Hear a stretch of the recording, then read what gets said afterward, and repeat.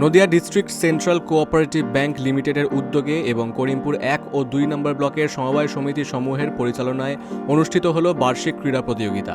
রবিবার করিমপুর 2 নম্বর ব্লকের Goabari high school মাঠে এই বর্ণাঢ্য প্রতিযোগিতার আয়োজন করা হয়। এই দিনের অনুষ্ঠানে চামচ দৌড়, লোহার বল ছোড়া এবং অঙ্ক দৌড়ের মতো বিভিন্ন আকর্ষণীয় ইভেন্টে স্বনির্ভর গোষ্ঠীর প্রায় 200 জন সদস্য স্বতঃস্ফূর্তভাবে অংশগ্রহণ করেন।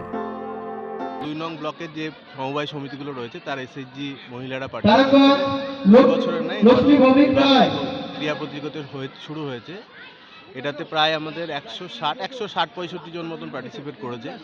মোট চারটে করে দুটো ব্লকের জন্য 8টা ইভেন্ট হচ্ছে। সবাই ভালোভাবেই খেলাটা পার্টিসিপেট করেছে এবং খেলা চলছে।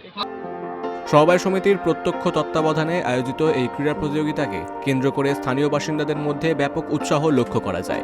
গ্রামীণ স্তরে সংহতি বৃদ্ধি ও সদস্যদের উৎসাহিত করাই ছিল এই আয়োজনের মূল লক্ষ্য। নদিয়ার করিমপুর থেকে অর্ধেন্দু মালাকারের রিপোর্ট, বিগ নিউজ বাংলা।